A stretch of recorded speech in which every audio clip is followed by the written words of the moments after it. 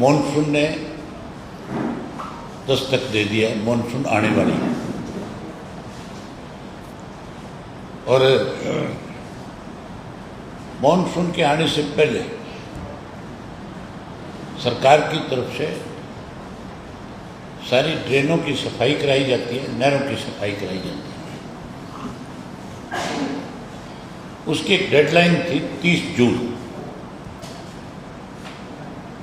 और अब 30 जून 4 दिन बाद आने वाली है। आज 26 हो गई। मैंने अपनी पार्टी के आईटी सेल के लोगों की एक जिम्मेवारी लगाई है कि आप पता करें कि सरकार ने कितना पैसा अब की बार इसके लिए निर्धारित किया है और कितना पैसा अब तक खर्च हो गया, कौन कौन सी ड्रेन जो है उसकी सफाई होगी। मेरी जानकारी के मुताबिक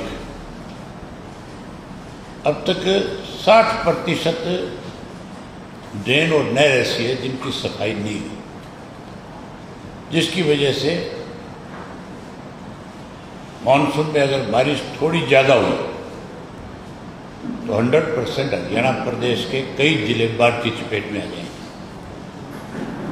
जिसमें चरखी दादरी है, भिवानी है, हिसार है, फतेहाबाद है, सरसा है, यमुनानगर है, आपका अम्बाड़ा है। ये जिले बाढ़ से फिर बच नहीं पाएंगे, यहाँ बहुत बड़ी तबाही होगी क्योंकि सफाई हुई नहीं है। और जब सफाई नहीं होगी तो पानी अपना रास्ता कहीं ना कहीं से जरूर बना लेगा। सरकार का इसकी तरफ ध्यान देने की बजाय, सफाई कराने की बजाय, गाद निकालने के बजाय कुछ ऐसे अपने चहते लोगों को क्रशर लगा करके दे दिए जो मिट्टी की भी पत्थर की दोनों की चोरी करते हैं। शरेआम सरकार को चूना लगा रहे हैं, बिना लाइसेंस के चला रहे हैं। जितना उनको निकालने का सरकार की तरफ से अनुमति है उससे कहीं ज़्यादा निकाल करके बेच रहे हैं आज की तारीख। उनके खिलाफ कोई कार्रवाई नहीं कर रहे। आज भाखड़ा की जो एक ब्रांच है, नरवाना ब्रांच है हमारी, जिसमें 3900 क्यूसेक पानी चलना चाहिए, जिसका फतेहाबाद में, कैथल में, आपके सरसा को, इस इलाके को जो पानी जाता है वहाँ पानी पूरा इसलिए नहीं पहुँच रहा कि आज भी वहाँ 600 क्यूसेक पानी उस नहर की कैपेसिटी के मुताबिक उसमें कम चल रहा है। अगर उसकी सफाई कराए तो फिर उसमें 3900 क्यूसेक पानी चलेगा और उससे किसान को लाभ मिलेगा। ये किसान को ना तो खेत का पानी देना चाहता और ना ही पीने का पानी देना चाहता। आपके सामने ताज़ा उदाहरण है चैनत गांव का। चैनत गांव में पिछले 40 दिन से लोग, पूरा गांव और आस पड़ोस के कोई 20-30 गांव और, जो लगातार हजारों की संख्या में चैनत गांव में बैठ करके सरकार से डिमांड कर रहे हैं कि जिस पाइपलाइन के माध्यम से, अमृत 2 योजना के माध्यम से आप हंसी शहर को पानी देना चाहते हो, उसी में से हमें भी पानी दिया जाए, क्योंकि वो पाइपलाइन उनके खेतों में से डाल करके ले जाई जा रही है। वो पानी के बिना परेशानी में है। मुख्यमंत्री से कमेटी मिलके गई और मुख्यमंत्री ये कहता है कि हम उसमें से आपको टी नहीं लगाने देंगे, टी नहीं दे सकते। मैं पूछना चाहता हूं मुख्यमंत्री से आपके माध्यम से, वो टी किसने लगाई थी? टी लगाने में 2 चीजें होती हैं। एक तो टेक्निकल आदमी जब तक नहीं जाएगा टी नहीं लगा सकता, या तो पब्लिक हेल्थ के लोग लगा सकते हैं और या फिर जो इसके टेंडर लेते हैं, काम करते हैं, ठेकेदार जो है, जिनके पास टेक्निकल टीम है, वो लगा सकते हैं। अदरवाइज इसमें आम साधारण आदमी जाकर के पंचर नहीं कर सकता। अगर वो पंचर करेगा तो वो पाइप को तोड़ देगा। 14 घंटे में जो टी लगाई गई, प्रशासन उस वक्त कहाँ था? मैं मंत्री का बयान पढ़ रहा था, गंगवा कह रहे थे कि रात के टाइम लगाई गई, तो रात को क्या प्रशासन सोया हुआ था? जब उस गांव के अंदर सारा दिन सीआईडी के लोग घूमते हैं, जब उस गांव के चारों तरफ पुलिस के नाके लगे हुए, तो वहां जब वो मशीनें पहुंची है तो प्रशासन ने उनको क्यों नहीं रोका? पहले तो टी लगवाई गई, वहां मोदी के ऋण के नारे लगवाए गए, सरकार के नारे लगाए गए, और फिर जो है किसी और का जब दबाव आया तो फिर उस बात से मुकर गए। आज बीजेपी जो है एक टी लगाने वाली है और एक टी हटाने वाली है। ये सरकार जो है दो लोगों की सरकार होगी, टी लगाने वालों की सरकार भी है, टी हटाने वालों की भी सरकार है। आज गांव ने फैसला कर लिया कि हम अगर चैनत गांव को पानी पीने का मिलेगा तो इसी पाइपलाइन में से सरकार को देना पड़ेगा। और सरकार, मुख्यमंत्री जो है, बजाय उनकी बात सुनने के, वो कहीं किसी के दबाव में आकर के और उन लोगों को मजबूर कर रहे हैं। बीजेपी की सरकार में जब कभी भी कहीं पे भी किसी भी बात को लेकर के आंदोलन हुआ, इन्होंने आंदोलन करने वाले लोगों को पहले तो लगातार धरनों पे बैठाया, उनको मजबूर किया, और फिर उन पे लाठीचार्ज किया, गोलियां बरसाई, और जब लोग मारे गए तो फिर उनके आगे हाथ जोड़ करके खड़े हो गए, और फिर उनकी डिमांड जो थी उनको पूरा भी किया। आपको याद होगा मनोहर लाल खट्टर के टाइम के अंदर जाट आरक्षण आंदोलन के दौरान 32 बेकसूर मारे थे, और फिर रातों रात दिल्ली में समझौते हुए थे इनके। सरकार जा रही थी, अपनी सरकार बचाने के लिए फिर हाथ पांव फूल के फिर सारी बातें मानी। इसी तरह किसान आंदोलन जो था, उसके अंदर 750 किसानों ने शहादत दी।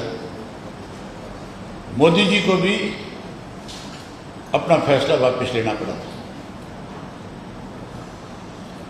इसी तरह खेदड़ गांव के अंदर जो इसकी राख थी, खेदड़ पावर प्लांट की, उसकी राखी को लेकर के गांव के लोगों को कुछ पैसा मिलता था, जिसकी गांव से डेवलपमेंट होती थी, जो लिखा हुआ था एक एग्रीमेंट में। वो ठेकेदार ने बंद कर दिया था, उसको लेकर के ग्रामीण लोगों ने आंदोलन किया था। इसी तरह बातचीत करी उन लोगों के साथ, और बातचीत के बाद जब लोग अपनी बात पे अड़ करके खड़े हो गए कि हमें तो हमारा कमीशन चाहिए गांव के विकास के लिए, तो उनको पैसा देने की बजाय उन पर गोलियां बरसाई, लाठीचार्ज किया, फिर एक आदमी मरा, फिर जाकर के सरकार ने उनकी बात को माना। यहाँ चैनत में भी ये किसानों को पानी के नाम के ऊपर परेशान कर रहे हैं। ये वहाँ पे भी इसी तरह से लाठीचार्ज भी करना चाहेंगे, और मेरे ख्याल गोलियां चला करके 2, 4, 5 को शहादत देने पर मजबूर करेंगे, फिर जाकर के मानेंगे। मैं आपके माध्यम से सरकार को ये कहना चाहता हूँ कि आप समय रहते वहाँ पे टी दोबारा लगाएं, उनको पानी दें। अगर उनको मजबूर किया तो इंडियन नेशनल लोकदल पार्टी के हजारों लोग उनके साथ जाकर के बैठेंगे, और जब तक टी नहीं लगेगी तब तक वहाँ से हिलेंगे नहीं, खड़े नहीं होंगे। मैं आज ही उनको इस बात का संदेश भेजूंगा अपने पार्टी के पदाधिकारियों के माध्यम से कि जो फैसला आप करोगे हम आपके साथ हैं। पानी उनका अधिकार है। अगर पीने का पानी नहीं दे रही सरकार, तो फिर सरकार किस चीज़ की है? फिर डेवलपमेंट कहाँ है? फिर ये लाखों करोड़ का बजट कहाँ है? जो पीने के पानी की व्यवस्था सरकार को करनी चाहिए, वो करने की बजाय कैसे पैसे खाने में लगे हुए, शहरों में सौंदर्यीकरण के नाम पे पानी नहीं दे रहे, गेट बना रहे। गेट बनाने से कोई राजी नहीं होगा, सुविधा देने से राजी होंगे लोग। शहरों में सड़कें टूटी पड़ी है, सीवरेज का बुरा हाल है, पीने का पानी नहीं है, गंदा पानी पीने पे लोगों को मजबूर होना पड़ रहा है। वहाँ पे आरओ लगा करके जर्मन सिस्टम से स्वच्छ पानी देने की बजाय ऐसा पानी पीने पे मजबूर कर रखा है कि जिससे बीमारियां बढ़ती हैं। खास करके मैं आपको 3-4 जिले ऐसे बताना चाहता हूँ जहाँ पानी एक घूंट भी नहीं पी सकते। फरीदाबाद जिला जो है, जहाँ यमुना का पानी जाता है, जहाँ आगरा कैनाल है, उस आगरा कैनाल नहर के आप पानी को पीना तो बहुत दूर की बात है, उस नहर के पुल को क्रॉस नहीं कर सकते, इतनी बदबू है। बिल्कुल ब्लैक कलर का पानी है, केमिकल वाटर है। उसमें पलवल भी आ जाता है, उसमें आपका मेवात भी आ जाता है। ये तीनों जिले जो है उससे प्रभावित है। हमारे यहाँ अम्बाड़ा से लेकर के सरसा तक जो घग्गर नदी का किनारा है, उस घग्गर में केमिकल वाटर चलता है। जगह जगह इंडस्ट्री का वेस्ट डाला जाता है। उसकी वजह से जो ट्यूबवेल लगे हुए हैं साइडों में, उनसे फिर केमिकल पानी मिलता है। कैंसर की सबसे ज़्यादा शिकायत आज की तारीख में अगर हरियाणा में कहीं है तो फतेहाबाद में, आपके कैथल में, जींद के कुछ इलाके में और आगे सरसा जिले में। हर गांव के अंदर सैकड़ों पेशेंट आज कैंसर के हैं। सरकार को उनकी कोई चिंता नहीं है, केवल कैसे अपने चैत्य लोगों को पैसे कमवा कर दिए जाएं, उसमें लगे हुए। उसके साथ साथ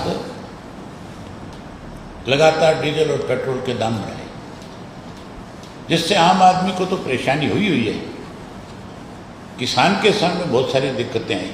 कैप लगा दी डीजल और पेट्रोल खरीदने के ऊपर। अब $75 पर बैरल जो है डीजल के दाम कम हो गए।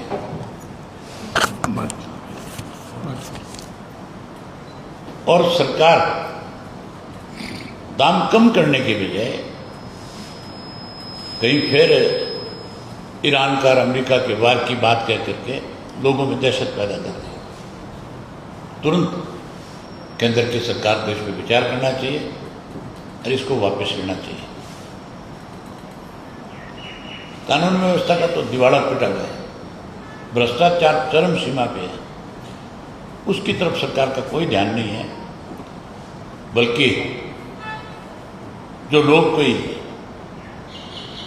पानी की डिमांड कर रहा है, कोई खेत के पानी की डिमांड कर रहा है, कोई सड़क की डिमांड कर रहा है, उसकी बात सुनने के बजाय कोई मुआवजे की बात कर रहा है, कोई नशे के खिलाफ लड़ाई लड़ रहा है, उनकी बातों पर ध्यान देने के बजाय उन्हें आंदोलन करने पर मजबूर कर रहे हैं।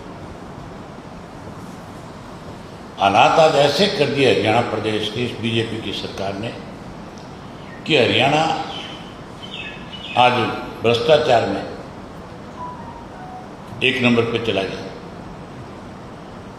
पीछे सैनी ने एक बयान दिया था कि हम भ्रष्टाचार को खत्म करना चाहते हैं। 12 साल से तो आप और हम सब सुन रहे हैं। मनोहर लाल खट्टर मुख्यमंत्री बनते सबसे पहले ये बयान दिया था, इनके राज में भ्रष्टाचार बढ़ा है, कर्जा बढ़ा है, विकास के काम नहीं हुए। बजाय और चीज़ों पे ध्यान देने के, जिन लोगों ने भ्रष्टाचार किया है उनके खिलाफ सख्त कार्रवाई करनी चाहिए। अभी जो बैंक घोटाला हुआ, बड़ी हैरानी की बात है, जब बैंक घोटाला उजागर हुआ, सामने आया, तो मुख्यमंत्री ने एक स्टेटमेंट दी थी। आप पूछना, आजकल मैंने सुना है कि आपके ऊपर भी पाबंदी लगा रखी है इस मुख्यमंत्री ने। आप जब इसकी प्रेस कॉन्फ्रेंस में जाते हो तो बाकायदा तौर पे इसके जो मीडिया एडवाइजर है वो आकर के पहले आपको ब्रीफ करते हैं और कहते हैं कि आप मुख्यमंत्री से कोई सवाल नहीं पूछ सकते। मुख्यमंत्री सिर्फ आपको ब्रीफ करने आएगा, किस इश्यू पे आएगा वो भी पहले बता देता है। लेकिन आपको बंधुआ मजदूर की तरह बना दिया, पत्रकारों को भी। आप सामने से ये नहीं पूछ सकते मुख्यमंत्री को कि आज क्या हो रहा है, क्या पूछ सकते हो? ऐसे हालात है कि नहीं है? जब बैंक घोटाला सामने आया था, अब उसमें आईएएस अफसरों को पकड़ा जा रहा है सीबीआई की तरफ से। मुख्यमंत्री ने एक बयान दिया था 1-2 दिन छोड़ के कि सरकार को कोई नुकसान नहीं हुआ, सरकार का पैसा वापस आ गया। जब सरकार को नुकसान नहीं हुआ तो फिर सीबीआई जांच क्यों? फिर अफसरों को क्यों पकड़ा जा रहा है? नुकसान नहीं हुआ तो 2 आईएएस एक आईएएस अफसर को बचाने के लिए, 1-2 आईएएस अफसरों को बचाने के लिए सरकार उनको सरकारी गवाह भी बना सकती है। और इसलिए बना सकती है उनको कि अगर उनको गिरफ्तार किया, उन पर हाथ डाल लिए, जबकि वो भी उतने ही गुनाहगार हैं जितने दूसरे हैं, अगर उनको कहीं पकड़ लिया तो फिर सरकार की पोल खुल जाएगी। उनके पास बहुत सारी चीज़ें सरकार के कहते लोगों की रिकॉर्डिंग है जो सामने आ जाएगी। और जब वो सामने आएगी तो फिर चीफ मिनिस्टर तक कहाँ जाएगी, वहां तक की पोल खुलेगी।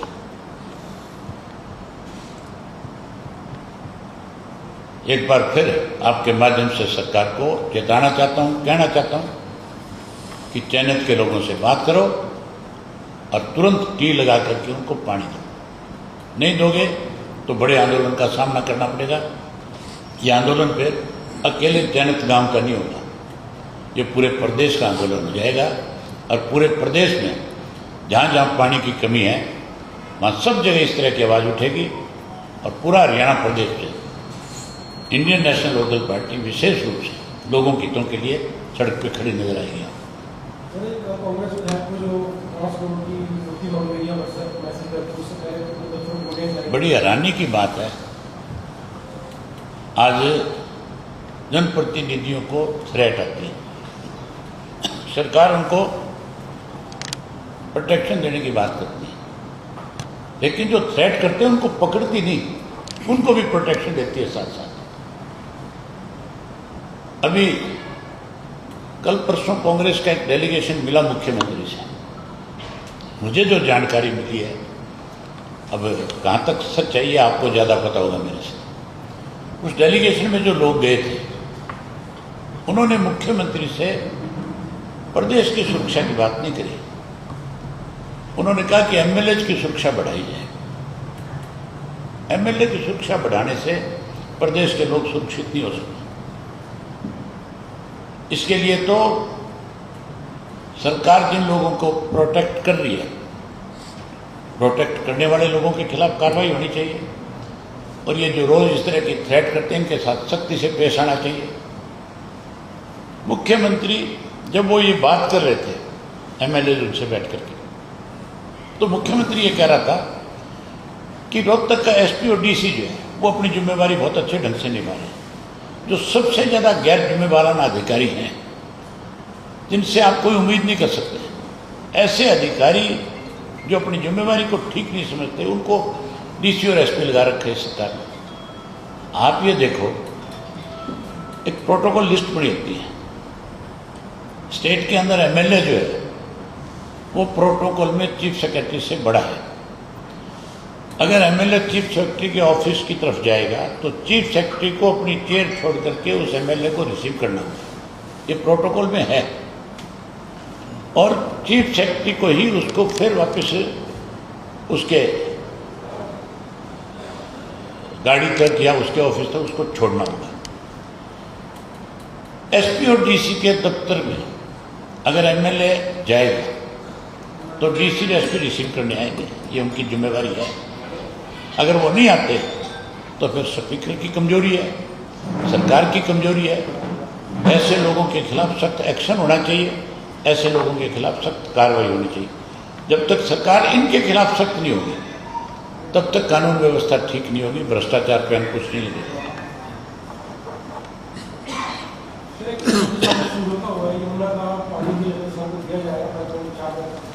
हम राजस्थान को पानी जाए, हम उसके खिलाफ नहीं, लेकिन उसमें पहले एक शर्त है, 3 डैम बनने हैं, किसाऊ डैम और 2 और है ना, कौन से हैं, रेणुका और एक और है। ये 3 डैम जब बनेंगे वहाँ से जो पानी आएगा वो पानी राजस्थान को देने की बात है। हम कहते हैं उन तीनों डैम को तुरंत बढ़ाओ, जल्दी से जल्दी तैयार करो। राजस्थान क्योंकि बहुत बड़ी स्टेट है, पानी की बहुत बड़ी किल्लत है, वहाँ उनको पानी मिले। लेकिन राजस्थान को पानी देने से पहले, क्योंकि राजस्थान में तो बीजेपी की सरकार है, यहाँ बीजेपी की सरकार है, केंद्र में बीजेपी की सरकार है, राजस्थान से 25 मेंबर पार्लियामेंट जीत करके आते हैं। उन 25 को खुश करने के लिए हमारी बलि दी जा रही है, ये गलत है। ये बलि देना है एक तरह से। हमारी छोटी स्टेट है, हमारे यहाँ से मेंबर पार्लियामेंट कम जीत करके जाते हैं, इसलिए केंद्र की सरकार इस तरह के निर्णय सरकार में डमी लोगों से निर्णय करवाने का काम कर रही है। सरकार पहले SYL का पानी ले, केंद्र की सरकार के सामने ये शर्त रखे कि हम पानी देंगे, लेकिन हमें हमारा पानी पहले पूरा करके दो, SYL का पानी दो, फिर आप पानी दे दो आगे।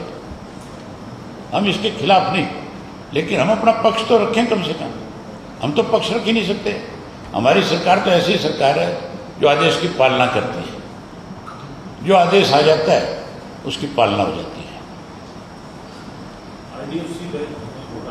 IDFC बैंक को जो FD घोटाला हुआ है, उसमें बड़े अधिकारियों पर जैसे CBI जो है, इसको आप कैसे देख रहे हैं? और सरकार एक तरफ इसको ये दर्शा दी जीरो टॉलरेंस। आप ये देखो, जो चीफ मिनिस्टर के ऑफिस में काम कर चुके अधिकारी, वो अधिकारी इसमें फंसे हुए हैं, वो मुजरिम है।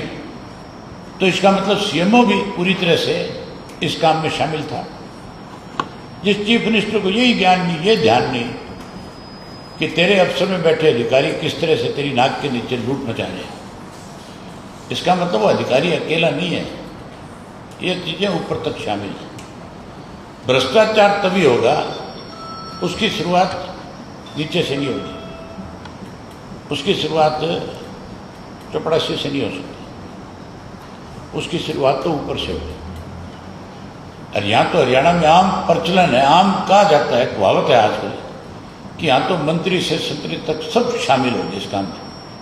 तुम्हारे सामने किस तरह से कॉलोनियाँ काटी जा रही है, किस तरह से लोन लाइन एरिया की जमीनें लेकर के सरकार को दी जा रही है, कैसे करोड़ों रुपया कमाया जा रहा है इसमें। मैंने आपसे पीछे दिनों कहा था कि मैं 1300 एकड़ जमीन है अम्बाड़ा की, जिस जमीन को इन्होंने उस पर